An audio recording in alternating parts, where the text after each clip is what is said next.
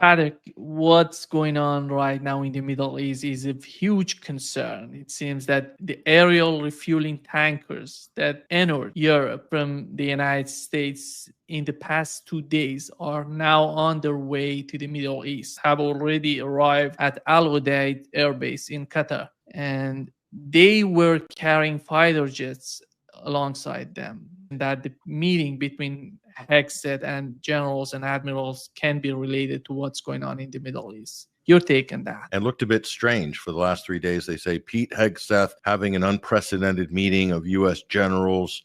They don't know what they were going to be talking about, what the agenda was going to be. And then we see another sort of leak or a release of some information saying that it's about DEI and Hegseth putting an end to wokeness in the Pentagon, and we're done with that and so forth. The Democrats latched on to that as well as the left-wing mainstream press. I thought it was a cover for something, and it certainly looks like potentially is cover for what you're just describing here, which is a military buildup and escalation for an attack on Iran. What the timeline for that is, we don't know. But there was just this rush. If you noticed as well, Nima, there was a rush to push forward a peace plan by the Trump administration, a Hamas latest ceasefire plan.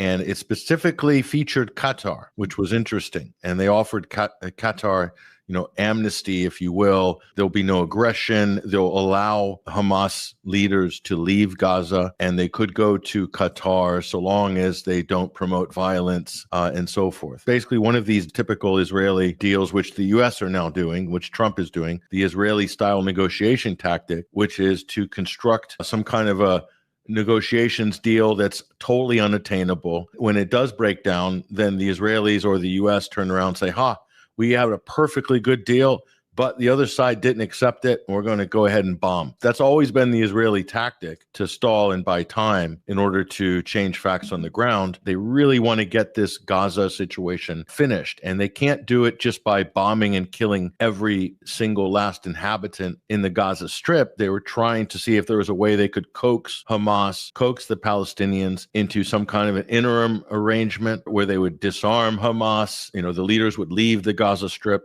And I have to tell you that even if the Palestinians were naive or dumb enough to comply with a deal like this, you could be certain that Israel will target and try to kill and assassinate every last Hamas person that left the Gaza Strip, no matter what country they're in. So whatever promises are made by the U.S. and Israel to the Palestinians, honestly, if you think you can trust the Israelis, that would just be so foolish. I can't see the Palestinians doing that.